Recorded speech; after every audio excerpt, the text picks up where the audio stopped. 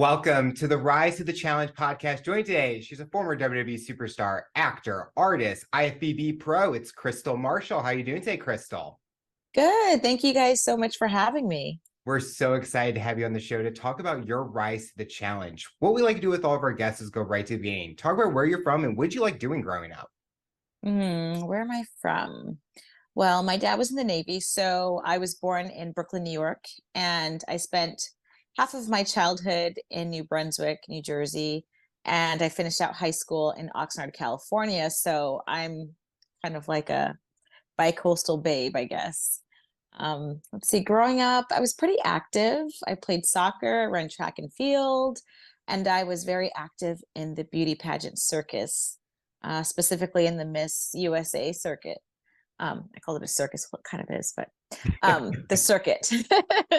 So when I was 15, I was third runner-up for Miss California Teen USA, and I was the second runner-up for Miss California USA when I was 17 years old. So been doing this whole entertainment thing for a long time.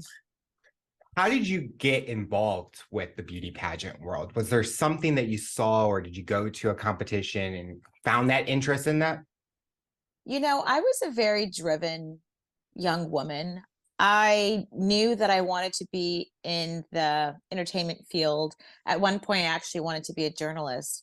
And I knew that lots of journalists kind of have and actresses too, their first steps within the beauty pageant world, like Vanessa Williams and Halle Berry and so many other, amazing talents. So I figured that was a good way to kind of catapult myself and to gain a certain amount of poise and kind of crack that door open. So that's kind of how I approached it. It was fun. What was your favorite part about doing the pageants?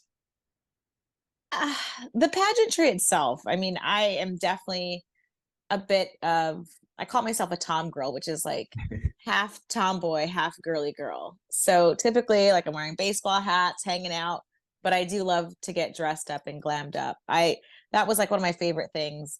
In fact, I started working at a bridal and pageant gown shop called California and Maine. That's still there now in Ventura, California. And I worked there selling dresses for prom and beauty pageants. And, it was really cool because I got to come up with a few designs of my own. So that's kind of how I got wrapped up in that world. What was the challenging part about it? We talked about the positives and the fun side, but what was the challenging part about doing those? I think that people have a misconception with pageant girls, and they think that they're all looks and no content, no character. It's a lot of work. And when I was competing for Miss California USA, I was so young. So the age bracket for contestants is between 17 years old and 27 years old. Wow. So if you think about that, that's a decade worth of life experience that, it's very subjective what the judges are looking for. Mm-hmm. So actually, when I competed in Miss California USA, when I was 17, the woman who won was actually 27 years old. So she was at the opposite end of the spectrum. So, there's a lot of study and research. You have to come up with your champion, your platform of something that you kind of want to get involved with in the community. It's big into giving back. There's so many different elements to it. You have to sign up for, like I said, community involvement, different speaking engagements, fundraising. There's so many things that come into play when it comes to beauty pageants. And a lot of it was challenging for a 17-year-old kid to kind of be able to dig her heels in and develop that maturity to get her to where she needs to be. And I was not always the easiest to work with. I, by nature, am very, very rebellious.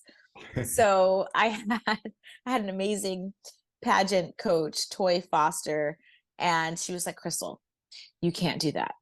You have to wear a one-piece bathing suit. That's the standard. So I was always the girl that would find a bathing suit that was technically a one-piece, that tethered the top to the bottom by like a few strands. That was me. I would always push the envelope. Platform heels, you name it. I like to do that. So some will say that I was a little bit ahead of my time. But yeah, I learned a lot about myself competing in pageants. I feel like I do pretty well under pressure because of it. But on the flip side, I will say that being in that world, it does create a certain level of perfectionism that follows you throughout life. And I am very hard on myself, very hypercritical and hyper aware of myself, which can be a good thing. And sometimes it can be a bad thing. So, these are all the things that kind of come along with it. Do you feel that being in pageants, it kind of put a lot of stress on you where you didn't get to enjoy maybe being a high schooler or being a kid and those kind of things, but you got to do something that you were passionate about and enjoyed doing? Well, let me tell you something about myself. Kristall's going to do what Kristall wants to do. So I rubbed people the wrong way because I wanted to have that balance of being a 17-year-old senior in high school and being a part of this pageant world. So I kind of bumped heads with my pageant instructor because she was like, you can go so far if you just focus and eat, sleep, breathe this thing. You can go so far, but that's never been my thing. I've always wanted to just sample life and enjoy it. So, hindsight's 50/50. No, 2020. Hindsight's 2020, yeah. So yeah, looking back at it now, had I focused in, I might have taken a different path. But if I lost that rebellious streak, I would never have entered the world of wrestling because, that lifestyle and that program is really kind of avant-garde and off the beaten path. And my personality just was perfect for it at the time. Was that the next transition? So what was after pageantry or So after pageants, I was going to Cal State Northridge. And actually, I need to back up. So I went to Cal State Northridge as an art major. And my dad, who served 20 plus years in the US Navy, he had a completely different path for me in life. He went out of his way to get some letters of recommendation and was really pushing for me to go to Annapolis to attend the Naval Academy. And I was just like, I had the grades, I was very, very smart. And obviously I did a ton of community service with the beauty pageants. And I was just like, Dad, I don't want to do this. I want to study art. And my dad did not speak to me for about 18 months after that. So that definitely put a strain on our relationship. So I dropped out of college and I moved from the Valley in California, Northridge, to the heart of Hollywood. And I got a job working part-time at this boutique on Melrose called Hama. And my manager at the time is this wonderful girl from New Zealand. She's a woman, Lisa. And Lisa, she was hard of hearing in one ear, and she was so sweet. She had the sweetest disposition. And we used to have different celebrities and stylists come into our boutique at the time, and they would go shopping for their clients. And Lisa, because she was so kind, everybody kind of gravitated towards her. So I remember coming into work and she said, "Oh, you won't believe who was in." And I said, "Well, who was it?" And she says, "Well, Christina Milian, her mother is her manager. And she was telling me that she heard that The Price is Right. They're looking for some models. And I really think that you should do this." And I was like, okay, like I was just kind of just out there, just billowing in the wind of Los Angeles, trying to make things happen. So that's what I did. I went to CBS Studios and I had a screen test and I found myself as one of the models on The Price is Right. So I did that for a little bit, but there was one catch. I was always the black sheep. So in order to be on that show, you have to be 5'7". At the time, it seemed completely ludicrous, and I was like, "That's stupid." But I understood why that was, and the reason why is because we had wardrobe, and CBS, their wardrobe department was at the time developed. It was divided, I think, into multiple floors, or it was one large wardrobe that would cover The Price is Right, Survivor, and whatever other shows that they had. So they had the rack for The Price is Right. And all of the dresses were about the same size. They were all tailored for a woman that was about 34, 26, 36, or whatever, but 5'7". And I'm tiny. I am like 5'2". I was probably 105 pounds at the time. So I'm putting on these dresses and they're literally just swimming on me. And they're like, the seamstress are like, "Oh, it's fine. We'll make it work." Like in their heads, like, "We don't know why this short little girl is here, but whatever." So I remember the first couple shows that I shot. I remember watching them back and thinking to myself, oh my God, like I look tiny. Like the clothes look like I'm dressing up in my mother's clothes and I look really short. So needless to say, I did not stay on the show long because of that. So I did that. And then after that, I started doing I didn't have an agent at the time. So I was just getting the breakdown reports and I was just figuring out where they were auditions. And I would just audition for any part of any dark skinned woman, if she was Cuban, black, whatever. I would just go out for anything under the sun. I didn't even care. So I started doing some music videos, and I did a music video for Jill Scott, 50 Cent, Mace, B2K. There's so many different music videos I started to get involved in, and that wasn't really what I wanted to focus on, but I figured, hey, some work is better than no work. Yep. So after that, I remember I did get a manager. We didn't have like an official contract that was binding, but she booked me on Deal No Deal. So I shot the original pilot for Deal No Deal. And when that was over, she's like, hey, kid, I don't have anything else coming down the pipeline for you. So, I don't know what you're going to do. So I kind of went back home and was just kind of taking my acting classes and trying to still go through my breakdowns. And I remember there was a girl in my acting class that had moved to California from Texas, and she'd never been to an audition. And at the time, I know they were casting for Pirates of the Caribbean 2, I believe. And I mean, this was like a massive cattle call. So my acting teacher's like, hey, if you guys want to go to some auditions this weekend, take in some new people that aren't as experienced, that'll be great. So I said, all right, Stephanie, we're going to go to this audition. So we went to this audition, and I dressed up. I was going out for the part of Calypso. Do you remember that character, Pirates of the Caribbean 2? Okay. So she was kind of like a voodoo goddess, empress. And so I'm not thinking anything of it. I'm just there for moral support with my friend. And I remember taking a bed sheet and just wrapping it and not wearing much makeup and making myself look like I'm from that era. And I got a call back. And I'm like, oh, okay, cool. Stephanie, come with me to this callback so you can check it out. And I got another call back. And I'm like, oh, okay, cool. Like, whatever. We're going to keep doing this. So I get another call back. And my friend's like, you might get this. So it was me and like, I would say down to like a dozen other people, which is pretty, down to the wire. But I made one very interesting mistake. So I kept going back to this audition wearing this cut up bed sheet and just kind of smudging dirt and stuff all over myself and some face paint. I just got these really cool pants from this boutique that I worked at. And they were like pants that Shakira would wear. They're these like super low rise, kind of like splotchy. They look like a pirate would wear them. So I'm like, you know what? I want to wear these pants. I wore these pants and I had like a cut off brown wife beater and I slicked my hair back and I didn't wear makeup. They walked up to me and they had me recite the line and then look in a certain direction. And I remember production goes, no. And I was like, wow. And they said, you look like a model. This is not, no, just no.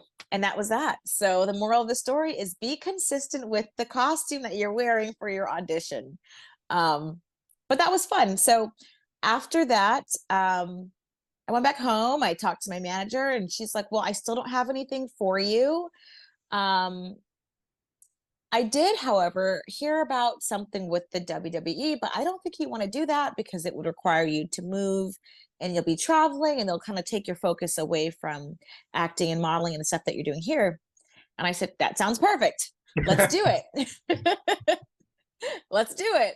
Because I'm always game to do something.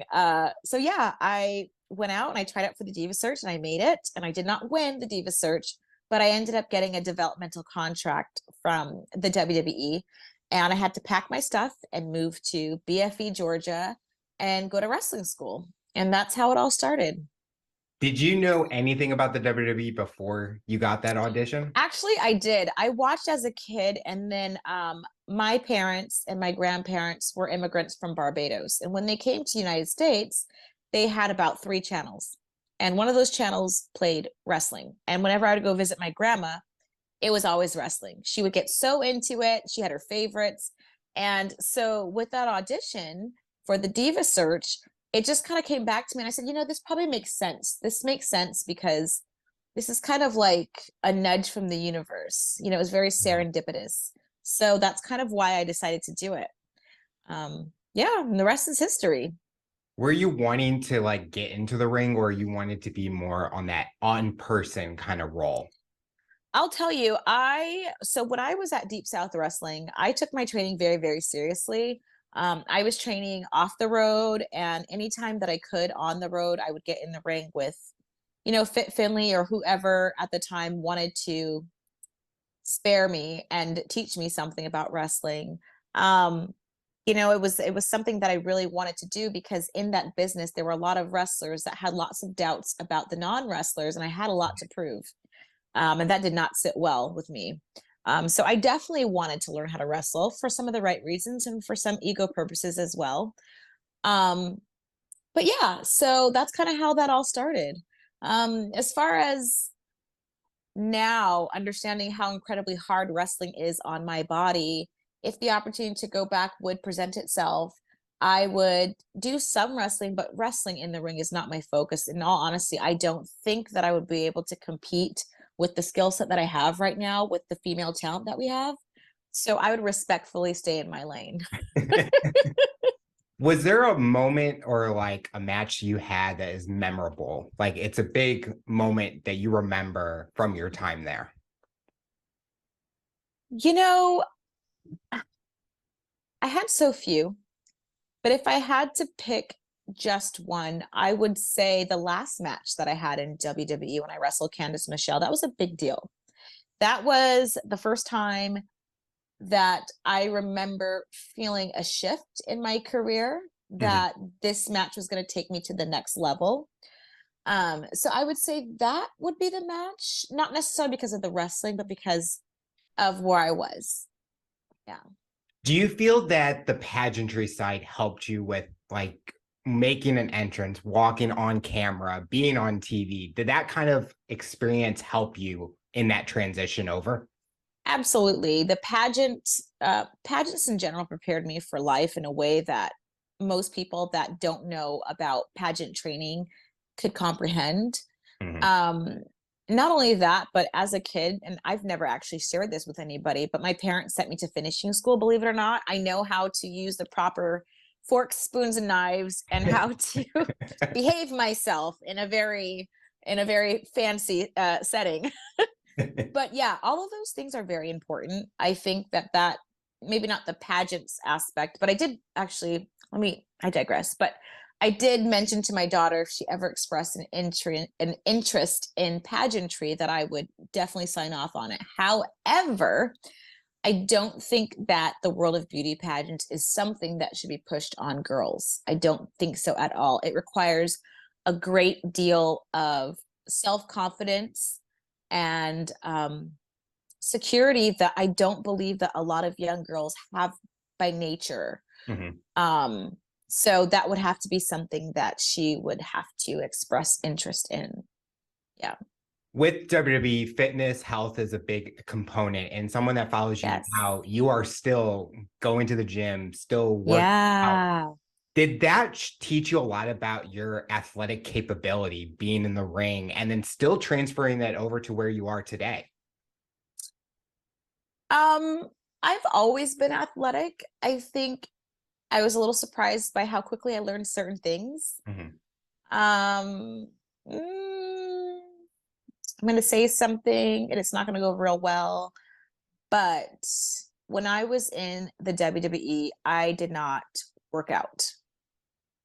Oh, I didn't. I trained for wrestling, but I was not into fitness. I didn't lift weights. I didn't run.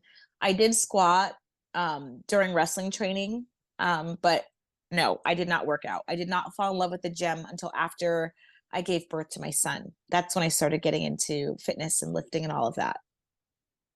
that like common? Like, I mean, to me, it's like if you were able to get in there and be able to do like the amount of matches that you've done, that's impressive that you were able to learn quickly, but do what you wanted to do? Because you kind of mentioned that Yeah. earlier. Kristal's going to do what she wants to do. Kristal is always going to do what Kristal wants to do. Yeah. That part of myself, it has shifted now that I have kids. They're my first priority, obviously. Yes.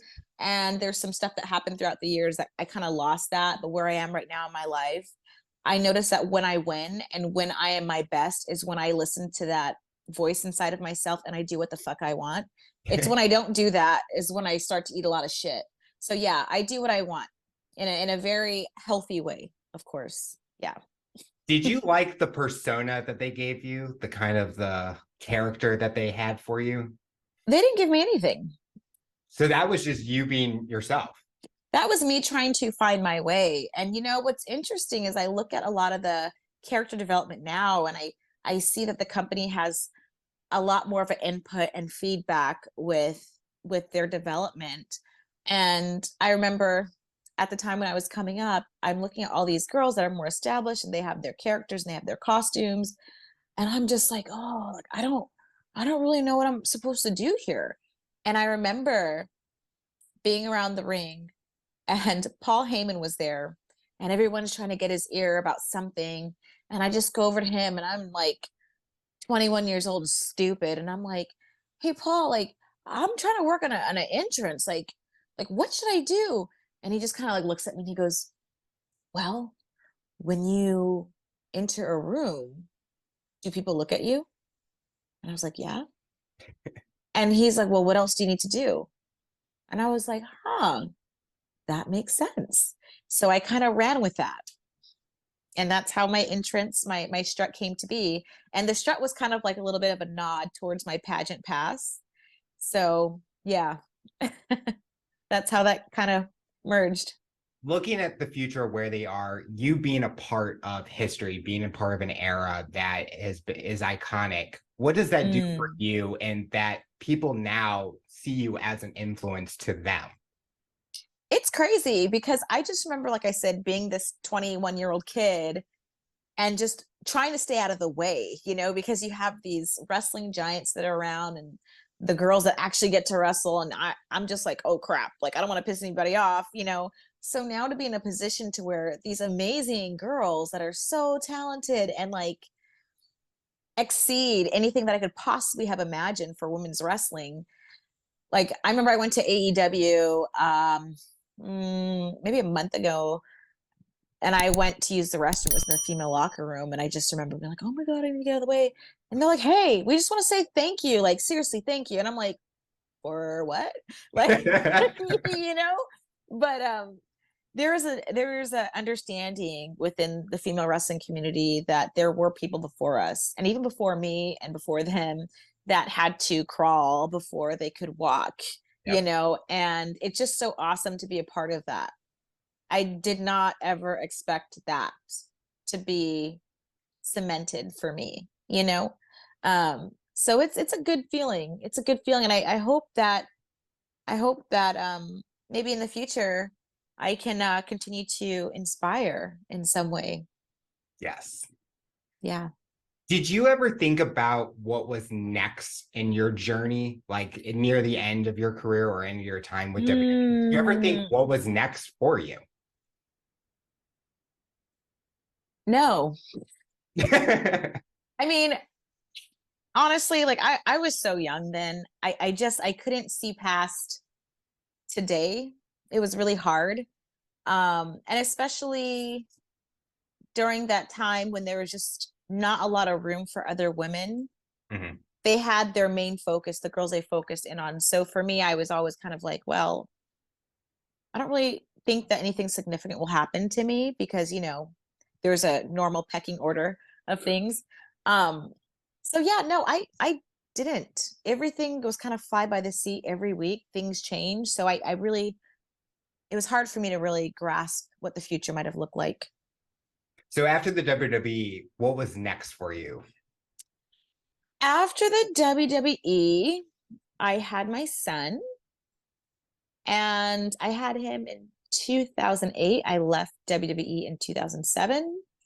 And after I had him, I competed in my first fitness competition 4 months after he was born. That was Bikini America. I never competed before in my life. I just started working out. I went to Vegas. I had my little baby carrier with my son in it, and I was there by myself. And I remember competing, and I won my height class and thinking, oh, that's cool. Um, and I actually met one of my best friends there. She was competing and she was just talking to me. She's like, girl, you got a baby here? I was like, yeah. She's like, that's so awesome, you know? So I met Melissa Pittman, good friend of mine, there. And I remember they're like, you have to go back on the stage because you're in the finals. And I'm like, oh, okay. And I remember when they called me as the winner, it not really registering to me. And then they gave me my plaque and I was like, oh crap, I won. And then I remember looking in the audience, and I had to go to the show by myself with my son because I think Bobby had to do, I think he was doing something. And then all I remember, I saw him in the back of the crowd and he's holding the baby up. And I'm like, oh my God, I won. And it was such a great feeling. So after that, I decided to keep competing in fitness. And then in 2009, I competed in the first NPC bikini show at the Arnold Classic that year. And I took a very controversial second place to a good friend of mine that's now passed away, Gina Almond, rest her soul.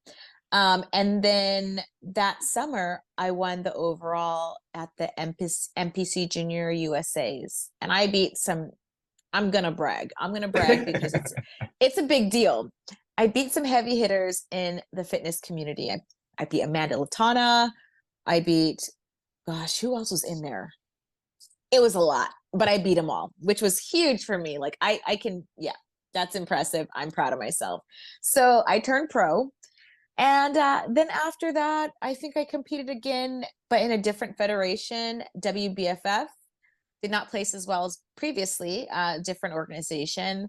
I placed either the top 10 or the top 5. I'm not sure. I think it was top 10. And then after that, I just focused on raising my kids. I got married for the first and only time in, let's see, 2019. And then I got divorced last year. And yeah, that's pretty much my whole, what I've been doing since I left wrestling. It's a lot. Competing in those athletic competitions, what was an exciting part? The training, getting up on stage, being in front of the crowds. Is there always a part that you look forward to every time you got up there? The games. I love working out. I love lifting. I love just seeing my body change. And I like the feeling. You're not supposed to like this, but I like feeling sore. I like feeling like I pushed myself.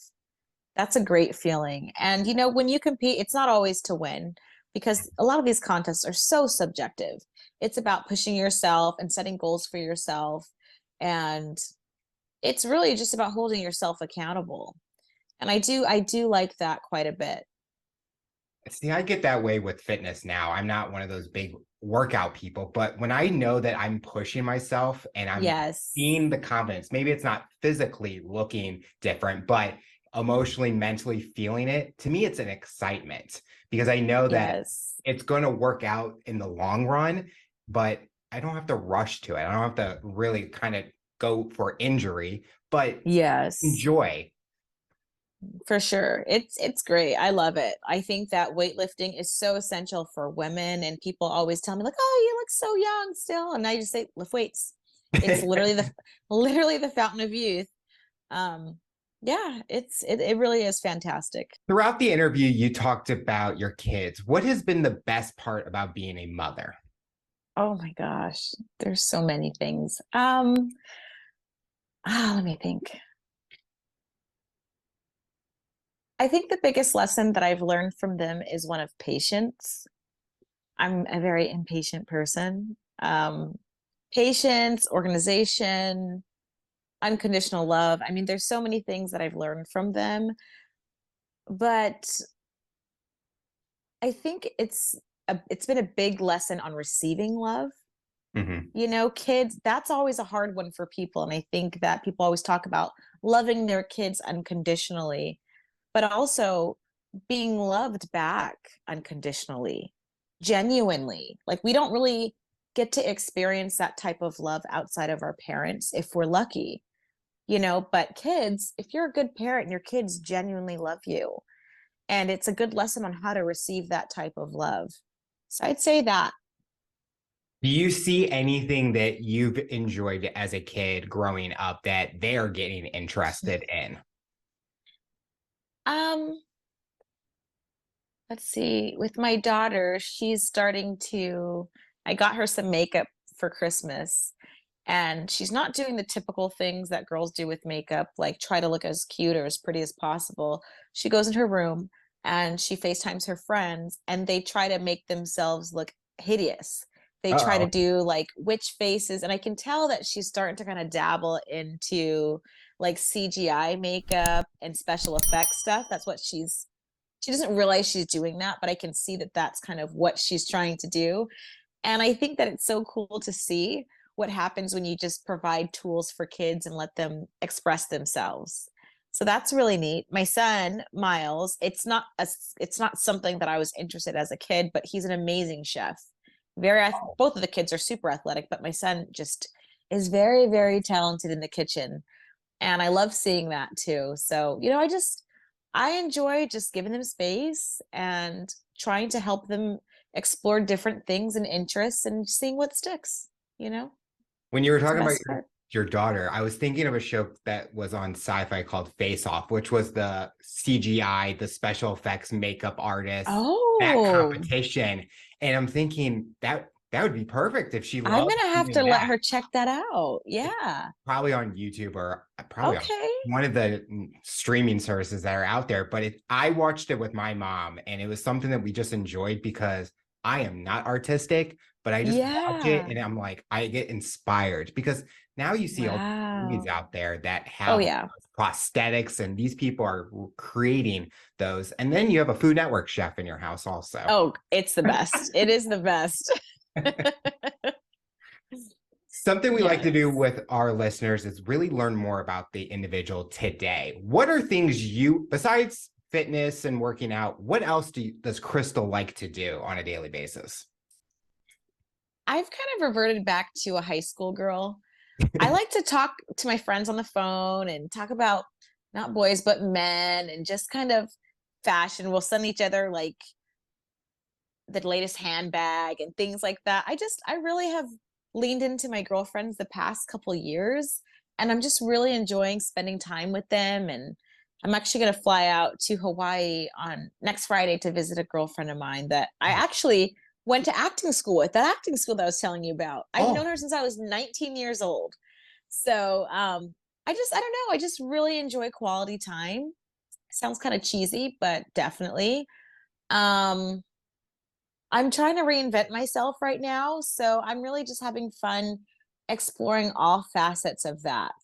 Like going through my clothes and doing a deep purge and then trying to find new things that, you know, might fit where I'm at right now in my life. And I'm just really trying to lean into life and just enjoy it, you know, because I think I finally understand that you can't control it.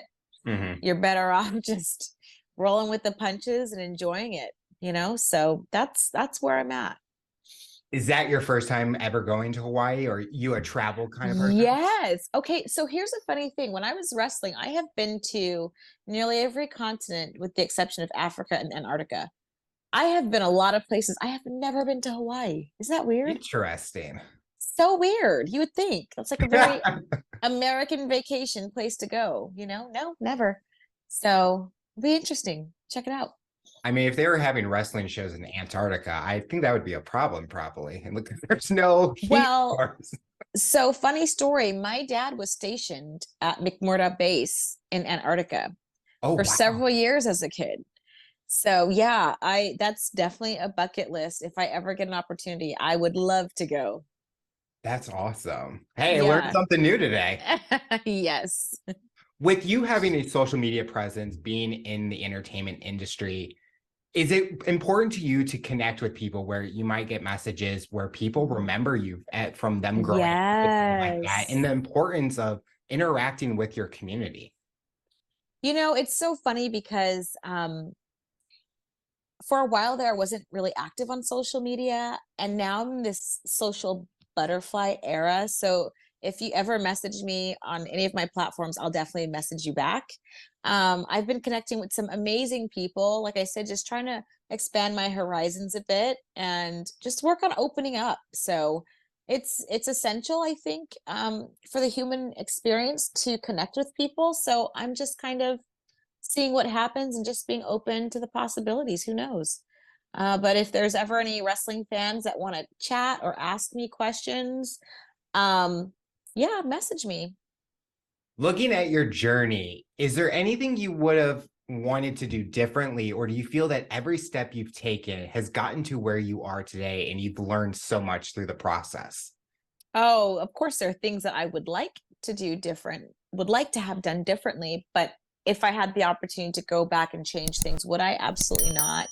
I think that all of the mistakes and all of the shortcuts and setbacks were all critical in making me who I am today. And I can say honestly, for the first time in my life, I really like the person that I am.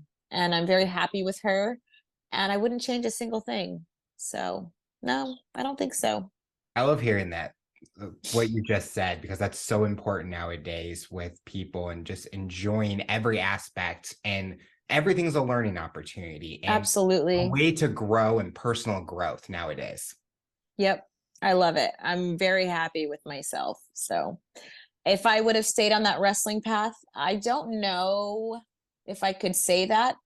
I don't know. Maybe 10 years from now, it would have been a different story. Who knows? But where I am today, I'm very, very happy. Very happy with who I am and the path that I took, for sure. The final question I'll ask you, for someone that's listening to this interview based on your journey and experience, what tips or advice would you give them to overcome obstacles, accomplish their goals, and rise to the challenge? Well, I'm big on writing things out on paper. If you have a goal, you can have your big goal at the top, but you want to have several branches. Okay. And there isn't a linear path. So anytime that you get a win, celebrate it, because a win is a win. A win is a win. And what happens sometimes is if we attack things too aggressively like this, you get fatigued. You might get a small setback that will knock you back further than it would if you just kind of ebbed and flowed with it. So celebrate your wins. Don't harp on the losses too much. Try to learn from your mistakes. Um, just always leave a little bit of wiggle room for a miracle, because those things do happen. Um, and just enjoy the process. We all the time we try to focus on this big goal, and we focus on the fact that we didn't hit that goal, but sometimes we need to slow down and look at the path that we took, Yep. and look at all the things that we got to see along the way, and all the people we got to meet along the way, and all the changes that we've made along the way. And sometimes that's just as important, if not even more important, than actually hitting that peak. So just slow down, take a look around, and take pictures of everything. So I guess if there was a regret that I had, is that I didn't take nearly enough pictures. I didn't. I wish I would have. Take pictures, take videos of your life. I don't care if people think it's obnoxious. It's your life, it's your journey. And when you're older, you're going to want to look back at these things. You're going to want to see how skinny you were, how great your tits were, and how tight your ass was too. So document everything, because it goes by fast, for sure. Well, Kristall, I want to thank you so much for coming on the show and talking about your rise to the challenge. You're inspiring so many people, and we're excited to see what the future looks like for you. Thank you so much for having me.